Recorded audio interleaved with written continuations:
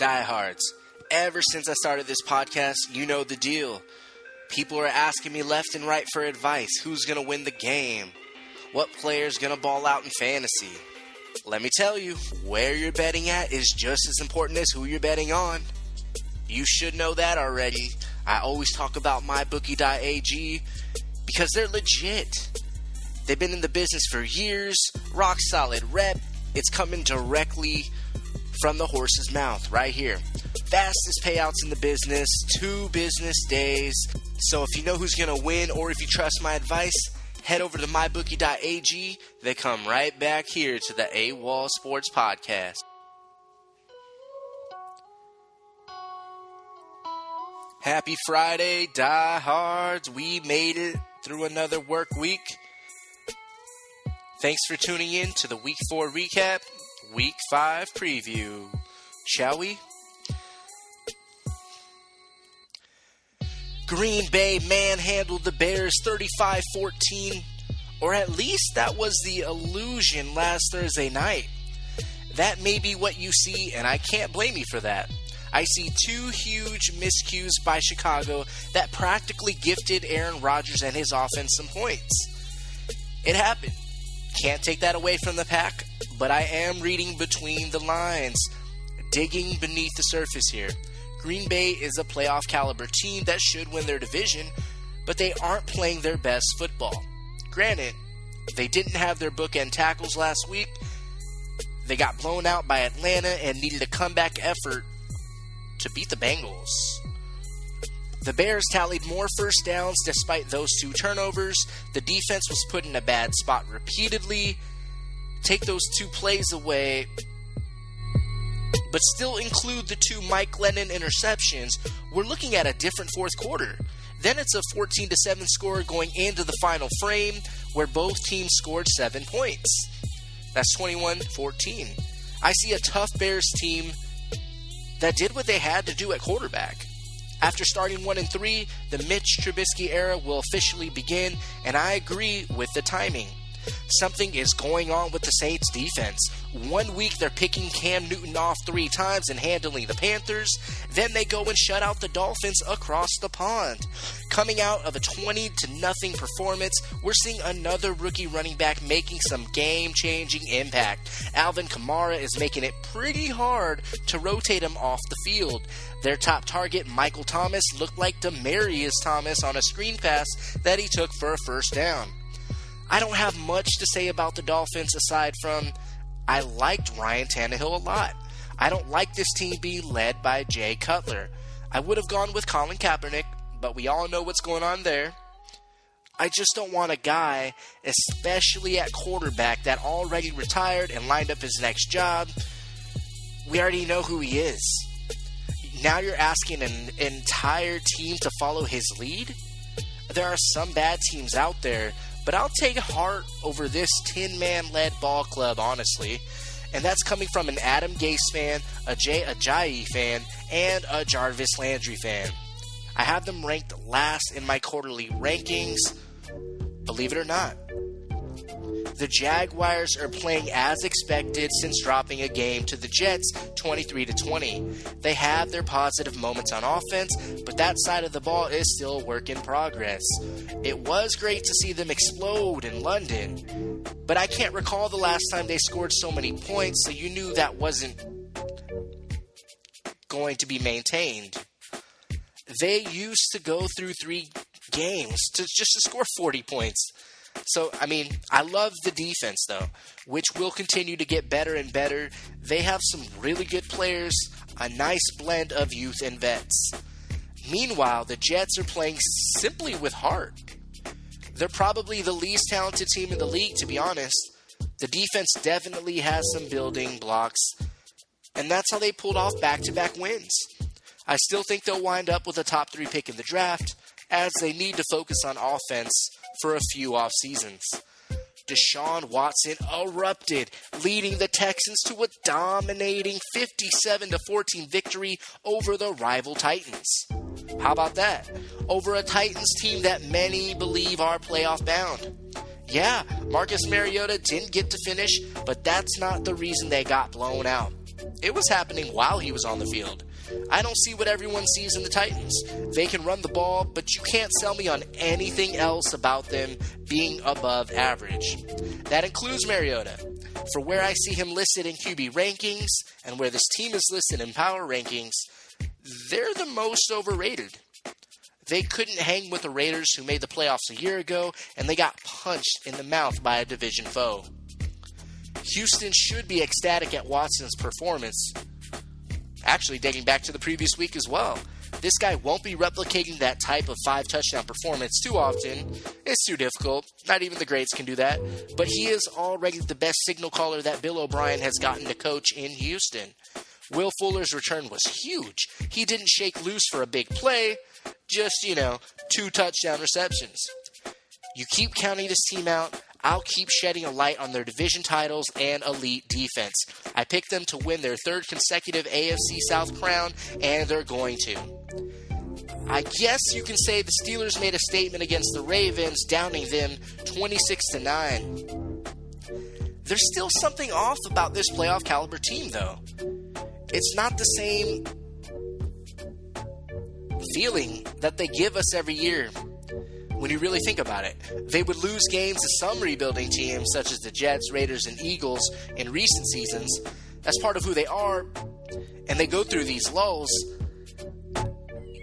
Thing is, they're going to go as far as Le'Veon Bell will take them, whether it's production or injury related.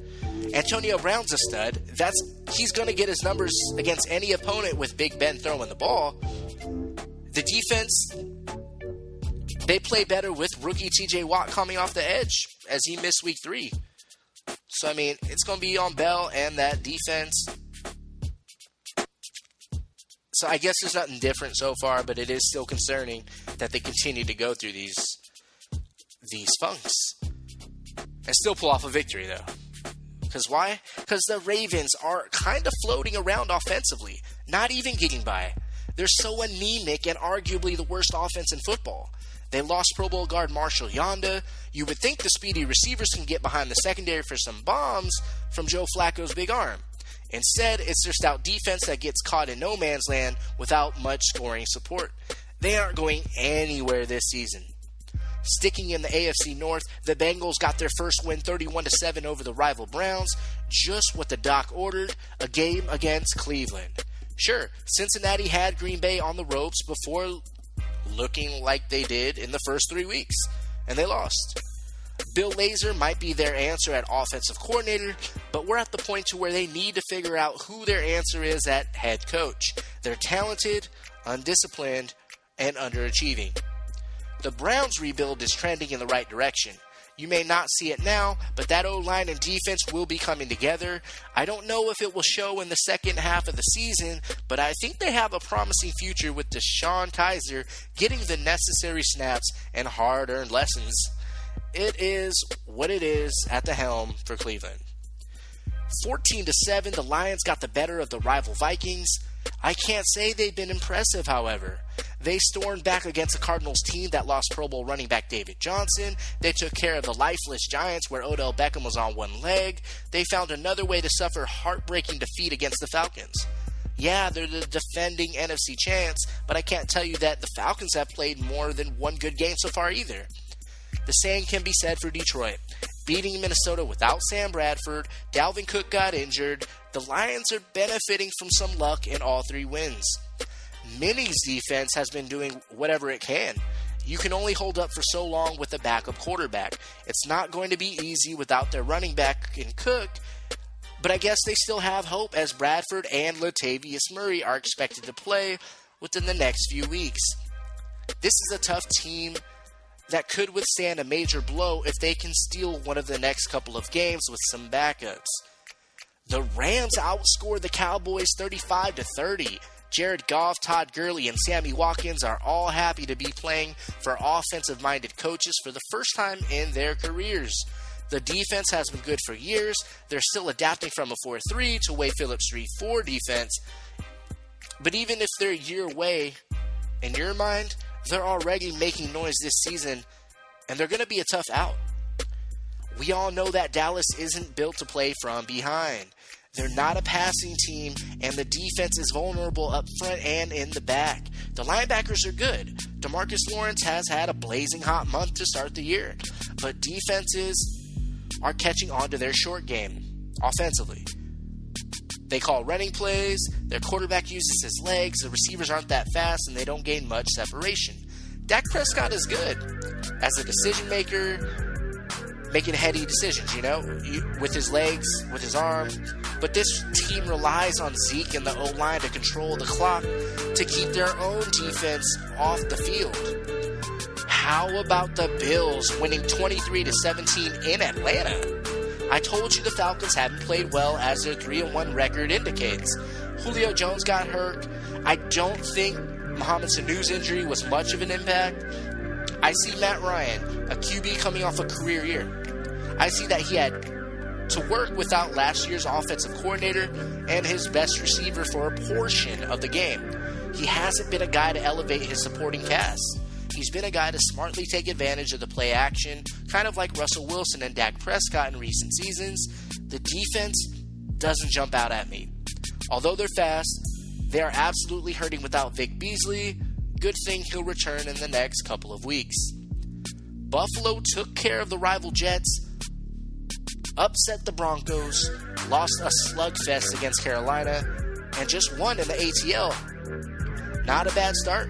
Shady McCoy is still a stud. Tyrod Taylor, he isn't throwing much, but he's taking care of the ball like he's asked to do. The defense under Sean McDermott is playing at a very high level. We just didn't see when Rex Ryan was there. Early, but the Bills know they want to pound the ball and hit the other team for 4 physical quarters. They know who they are. I don't think they hang on to the AFC East lead, but Buffalo will remain in the playoff hunt this winter. Philadelphia practically played a home game against the Chargers. That Los Angeles move, I did win a bet for predicting that in 2007 when it wasn't even a topic yet, but this new beginning doesn't look pretty. Philly edged them out 26-24, a 4th consecutive loss for the Bolts that have been in every single one of those games. Melvin Gordon doesn't look right, and he's not really getting the touches that the offense needs him to get. Then again, the front office hasn't helped the team because they settle for patching up a poor O-line. They have playmakers on both sides of the ball. Rivers just showed you that he could put up 24 points with only 20 minutes time of possession. Why not devote the next draft and entire offseason to bringing in new and improved big fellas up front? The Eagles, on the other hand, they've won by throwing the ball over 40 times, running the ball over 40 times, and are forcing every opponent to game plan 3-step drops. The offense has the pieces, if they can all gel as the season progresses, to be complete on offense. It's going to be hard to stop. Carson Wentz is leading long drives. LeGarrette Blount is shedding tackles to move the chains, wearing defenses down. Alshon Jeffrey is making key red zone catches. Tight end Zach Ertz, one of the leading receivers in football. The defense will get a boost when they get their secondary players back. And Fletcher Cox, he returns in the next week or two. From a no-name cornerback position, the Birds could have a strong group of 5 when guys like Ronald Darby and possibly second-rounder Sidney Jones, when they get activated. There was nothing impressive about the Cardinals' 18-15 overtime win over the 49ers. Carson Palmer, who keeps flirting with retirement every offseason, that's not a guy I want to take snaps as my starter. David Johnson hurt his wrist and will miss half the season. We all know that. It's great to watch Larry Fitzgerald still do his thing. Future Hall of Famer for sure. The defense should be better. Perhaps the morale keeps dropping because of the lackluster offense. Who knows? Maybe Bruce Arians should be sitting on the hot seat. San Francisco is rebuilding, and that's evident. What's also evident is the effort that they play with under Kyle Shanahan. I haven't seen them take that much pride since Jim Harbaugh was there, and there were 2 coaches in between then and now. The defense is young. They'll continue to grow as a unit and follow Navarro Bowman's leadership, which is great. The offense is seeing a rejuvenated Carlos Hyde and a competitive Pierre Garçon. Brian Hoyer is being paid to get this team through a season, and that's not an easy job despite the good amount of money. The Giants are a surprising 0-4 after losing to the Buccaneers 25-23. So close, yet no cigar. Odell Beckham, elite secondary, passing targets would probably play better if the franchise actually gave a F about the O-line in New York. It's holding all of their possible success back. This team doesn't look like it won 11 games and made the playoffs. We know who Eli Manning is. He gets rattled easily. He won't extend plays. He needs the best blocking and a respectable rushing attack. He doesn't have any of those things right now and probably looks closer to retirement than he really is. He's around league average, but he's still capable of winning if the Giants can bring in some blockers in the offseason. Tampa Bay, they looked explosive, and that's without much contributions from their new toy in Deshaun Jackson. Just wait until his timing with Jameis Winston gets on point. They're 2-1 with Doug Martin returning from suspension. That's going to give them the balanced offense every team strives for, really. I think the Bucs defense can be better than they've played. They have vets and some young players that are good that can make a collective impact. They can really counter the offense in a way that will keep them in playoff contention and pick up wins. I think Winston has to be more consistent, which puts him under the spotlight, with Djax and Martin salivating to contribute even more. 16-10, the Broncos break the Raiders' car down, if you know what I mean, and showed Amari Cooper what the no-fly zone was all about. Those DBs are among the best, probably the only unit better than the Giants have. Von Miller notched another sack. This defense is smothering, and they're going to keep winning as long as C.J. Anderson is being productive. Simple as that. Trevor Siemian is plenty capable with good wideouts. I don't want to hear anything about him. The Raiders lost Derek Carr for a few weeks to a back injury. Obviously, not the news they wanted to hear. This comes a week after the O-line put on a very suspect performance in a primetime loss against the Redskins. On the surface, you won't entertain the O-line throwing the game for political reasons. I'm just saying that I kind of buy it. There's a difference from having an off night, from getting dominated, but who really knows?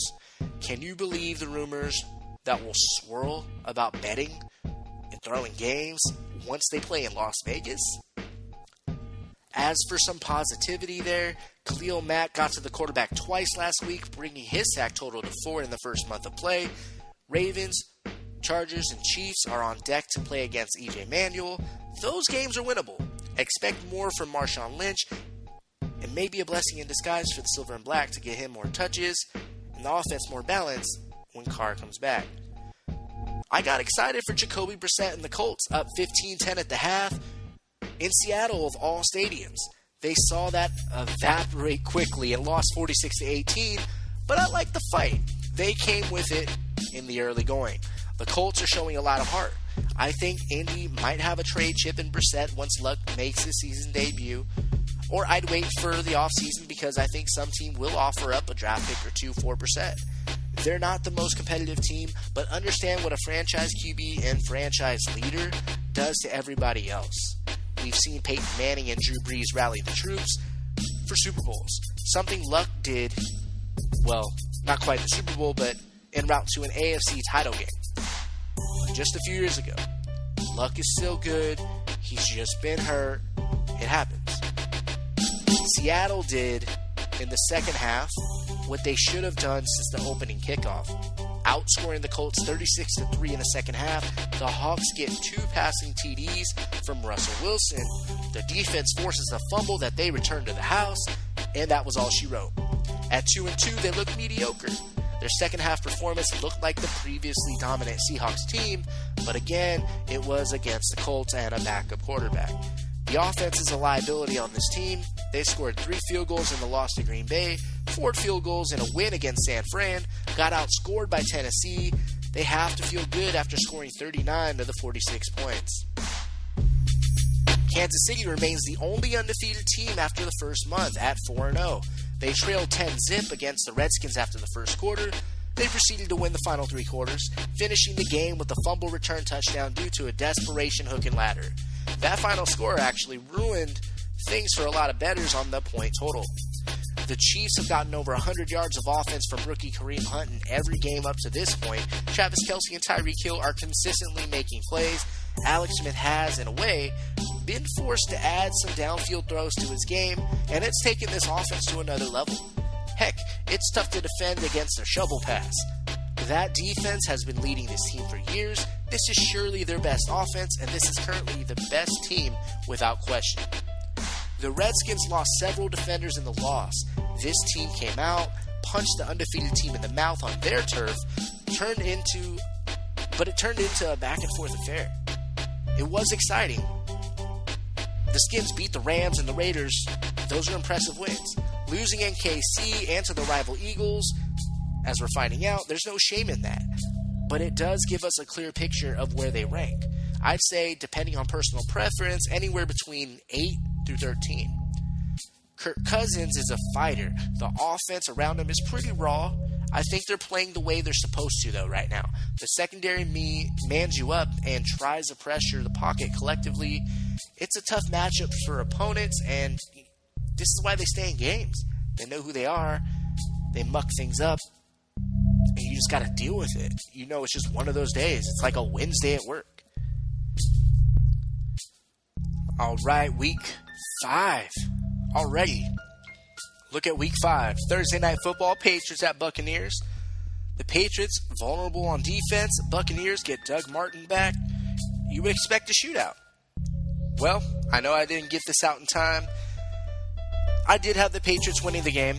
I thought it would be more of a 28-24 type of game. It was as close as that finish would be. 19-14 final score. Pats get a stop to end the game. I mean, nothing's pretty about the Patriots. Concerning? Sure, from the outside in, maybe as a fan, but I mean, they trust who they are. For the Buccaneers, it was a tough game. Doug Martin came back. He made a good impact. Deshaun finally got on the map. 100-yard day. Could have been bigger had Jameis Winston been able to hit him deep on probably like a 48, 50-yard score. Patriots, they held on for the victory. Their kicker made field goals. The Buccaneers kicker missed 3. That's an important position. Kickers are football players too. As for a preview of Sunday and Monday, the Falcons 3-1 on a bye week. Broncos also 3-1 on a bye. The Saints and Redskins both 2-2, also on bye weeks. On Sunday, the 49ers at the Colts. It's a winnable game for both teams. I like Brissett from what I've seen so far. Both have played hard. But I am going to say the 49ers pull off the upset. I like Kyle Shanahan better. I think Brian Hoyer might make less mistakes. I know Jacoby Brissett might make more plays. But he's still super raw, even though I like him. And Carlos Hyde has been playing well. So, yeah, I'm going to go with the Niners. Their front seven's young, and at least they're healthy right now. They're better than the Colts defense. Give me San Fran. Jets at Browns. Jets coming off 2 straight wins, but this is a winnable game for the Browns. It is. And, conventional wisdom has the Jets on a roll. I'm going to pick the Browns. I'm going to pick the upset here. I think DeShone Kizer, the struggle's still going to continue.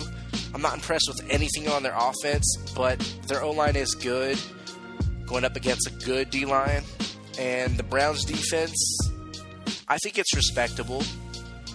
It's respectable enough to get this victory at home in the dog pound. Jaguars at Steelers. The Jags' revamped defense looks good. The Steelers finally got Le'Veon Bell going last week.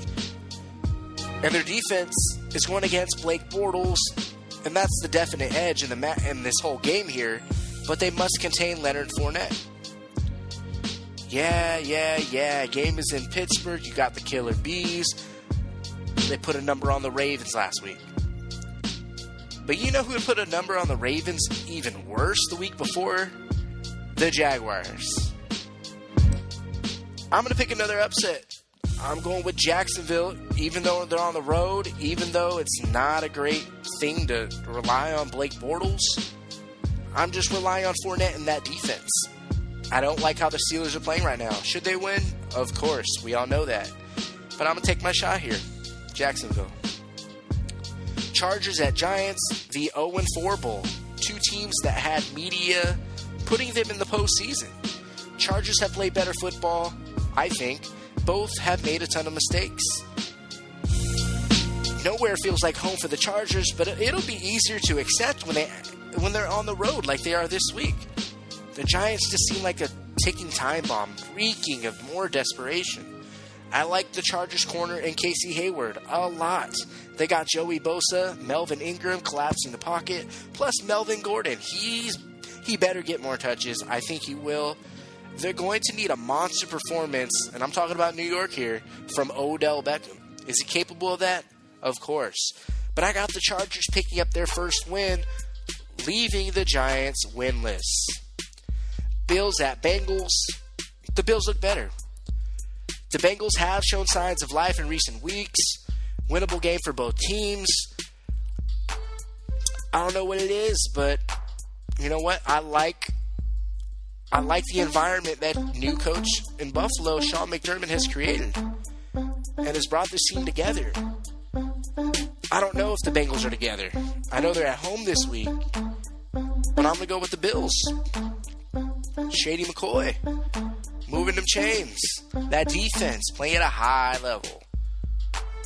Panthers at Lions. Carolina got up to play the Patriots. Kind of a Super Bowl rematch when you really think about it, and from a few years ago. And, you know, more to it than that, doesn't everyone get up to play the Patriots? The Lions don't have an appealing defense, yet they lead the league in turnovers. They have heart, but not more talent than other teams. At some point, that's going to catch up. The Panthers should be able to carry over their offensive success, though. The defense still rakes in the upper echelon, despite not forcing a turnover in the past 3 games. Detroit can't help but to trail and play from behind, though, it seems. I think that backfires this week. Panthers, even though I have my doubts, and I do, I see them advancing to 4-1. Titans at Dolphins, a pair of teams that I don't like too much. The Titans are better on both sides of the ball, plus they got embarrassed 57-14 to their rivals. They're pissed off. The Dolphins have a chance for sure. This isn't a lock here. I just don't like a lot of the things going on in Miami, so I'm picking the Titans on the road. I'm picking a lot of road teams here. But that's where it stops in these next 2 games, as you'll see. Cardinals at Eagles. Philly struggles against teams that play man-to-man, which Arizona will do, but they found a way to beat Washington. This game is about the Eagles' rushing game and the O-line. Wentz, he extends plays. We all know that. And their pass rush, we all know about them. It might be a back-and-forth game, but one that I think Philly pulls out in the end, just like they did last week. Ravens at Raiders. Let's see, an unwatchable Ravens offense or an E.J. Manuel-led offense. I don't think the Raiders can stop many offenses, but they actually have a chance this week. This should be the game that they feed Marshawn Lynch for a season high in carries. That's what they're going to need in Carr's absence. Baltimore should be declared the favorite to win with their starting quarterback. I just don't advise betting on this game. I'll play it cautious and go with the Ravens. Never mind. They're a healthier team, meaning, Derek Carr's hurt. I'm not confident in this pick, but I'm going with the silver and black. Khalil Mack's going to make plays. I'm not impressed with the Ravens offense. I think Beast Mode gets going. And the Raiders have more playmakers on offense to even win the game with a backup quarterback. Seahawks at Rams. The Rams need this game more than the Seahawks do. I don't care what the records say. It's a statement game within the NFC West. This will go a long way for the young Rams for when they go to Seattle later in the season. They've had a good recent history against them. I get it. The LA offense, though, against Seattle's defense, very interesting matchup there. The Hawks are vulnerable this season, more so on the road, like they've been in recent years. This game relies on Russell Wilson's ability to lead scoring drives against the defense that has yet to adjust to their new scheme. I think everyone is overlooking that. The Rams have clearly played better football. I'm picking the Seahawks. They've been the big brother of the division, the bullies. I think they're going to take advantage of the Rams defense right now. Packers at Cowboys. I'm not sure how they didn't schedule this game for Sunday or Monday night. But anyway, 2 NFC playoff teams from last season. If you recall, the Packers knocked them out of the postseason 34-31. Exciting game there. Last season, Dallas downed them, like I said, regular season, 30-16. Both are going through their respective struggles. You know the deal. Can the Packers contain Ezekiel Elliott? Can the Cowboys contain Aaron Rodgers? Dallas can milk the clock like they do, finish drives, and keep A-Rod on the sidelines. The Packers have to do everything they can to establish some form of ground production. And I think they'll get some. It's nice to go against that Dallas defense. So, an uphill battle for a team to play without their bookend tackles, who are both in question for Green Bay. Yeah, it is an uphill battle. I want to say Rodgers can get the job done, though, against a weak defense. I can't say it with a straight face, not without hesitation at least. Dallas has a recipe for success against an elite quarterback, I understand. They're getting D lineman David Irving back, DeMarcus Lawrence leading the league in sacks. Green Bay missing too many starters. The pick should be Dallas. I'm just going Aaron Rodgers here. I think he can manipulate the Cowboys defense for some ball control before finishing the drives. Sunday Night Football, Chiefs at Texans. None of us expect Deshaun Watson and the Texans to repeat last week's 57-point effort, especially not against the best team in football, the only one that's been undefeated. I wonder if Watson can take care of the ball to keep the field position battle honest. It's an interesting matchup, one that favors the visiting Chiefs, of course, but I think this will be a tougher game than you think. This will be the best defense that KC will face up to this point. I can't trust Houston's offense just yet. You know I like them a lot, but I do expect a defensive touchdown in this game. Where am I going to go? Where? Chiefs, they look great on both sides of the ball going against a rookie quarterback. Yeah, I'm going to stick with the team that's been playing in primetime games against some of the, better teams in football. I'm going Kansas City, even though I don't want to. Monday Night Football, Vikings at Bears. Mike Zimmer's defenses, 8-7 against rookie quarterbacks. Mitch Trubisky makes his career debut in prime time. I think both defenses are tough. The offensive edge, surprisingly, goes to the Bears. They have the backfield duo of Jordan Howard and Tariq Cohen, while Minnesota is without Dalvin Cook for the year, and Latavius Murray has yet to lace up. With Sam Bradford still sidelined on top of that, I'm rolling with the Bears in an upset. Alrighty, diehards, enjoy the weekend, enjoy football. I'm out.